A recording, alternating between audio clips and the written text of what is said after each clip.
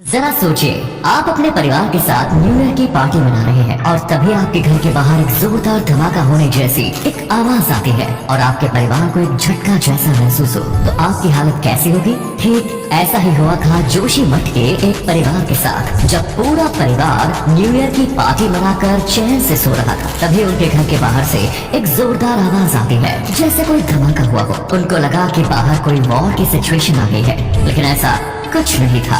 उन्होंने देखा उनके कमरे की दीवारों पर बड़ी बड़ी दरारें आ गई हैं और ये दरारें सिर्फ एक कमरे में नहीं बल्कि 11 में से 9 कमरों में थी। ये परिवार डर गया और अपने आप को सेव करने के लिए सभी लोग उन बचे हुए 2 कमरों में चले गए जिसमें दरार नहीं आई थी। आपको बता दें कि ये दरार जोशी मठ के एक घर में नहीं बल्कि 780 घरों में मौजूद है और ये नंबर रोज बढ़ता ही जा रहा है। यहाँ के घर रोज जमीन में धंसते जा रहे हैं। आज के इस वीडियो में हम जानेंगे कि आखिर क्यों इस गांव की ऐसी हालत है, क्यों यहाँ के घर ऐसे जमीन के अंदर धंसते जा रहे हैं। हिमालय की तलहटी में बसा जोशी मठ उत्तराखंड के Rishikesh Badrinath national highway NH7 पर बसा एक छोटा सा शहर है। ये शहर त्रिशूल पीक की उतरती ढलान पर स्थित है, जो एक सकरी जगह है। ये शहर यहाँ अलकनंदा नदी के बाएं किनारे पर स्थित है। समुद्र तल से इसकी ऊंचाई लगभग 6000 फीट है। लेकिन सबसे चिंता वाली बात ये है कि जोशी मठ भारत के सबसे ज्यादा भूकंप प्रभावित इलाके जोन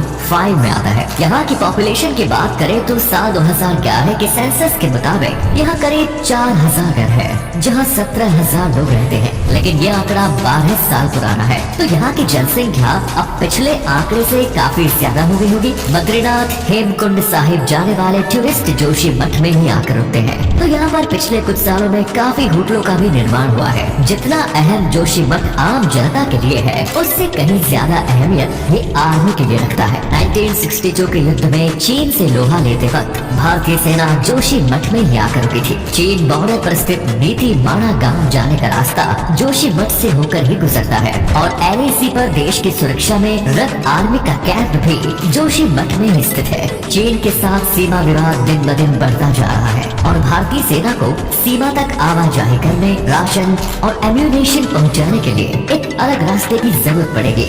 और यही कारण है कि भारत सरकार 900 करोड़ की लागत से 4 धाम रोड बना रहा है, जो जोशी मठ से होकर गुजरेगा। लेकिन कहीं यही 4 धाम परियोजना ही तो जोशी मठ के पतन का कारण तो नहीं बन गई। बस यही हम बात करेंगे इस वीडियो के सबसे अहम सवाल पर कि आखिर जोशी मठ की इस हालत का जिम्मेदार कौन है और क्या जोशी मठ को बचाया जा सकता है या नहीं। इस सवाल का जवाब जानने के लिए आपको इतिहास में जियोलॉजिस्ट्स ने जोशी मठ और उसके आसपास के एरिया के बारे में क्या कहा था, उसके बारे में जानने की जरूरत है। सबसे पहले साल 1939 में आर्नोल्ड हैम और ऑगस्ट गैंसर ने अपनी किताब सेंट्रल हिमालय में बताया कि जोशी मठ इतिहास में आए एक बड़े स्लाइड पर बसा है। इतिहासकार शिव प्रसाद दबराल भी अपनी किताब में लिख चुके हैं कि जोशी मठ में लगभग 1000 साल पहले एक लैंडस्लाइड आया, जिसके चलते कत्यूर राजाओं को अपनी राजधानी जोशी मठ से शिफ्ट करनी पड़ी। लेकिन पिछले 50 सालों की ओर देखें तो 1976 के आसपास जोशी मठ में लैंडस्लाइड के काफी इवेंट्स हुए,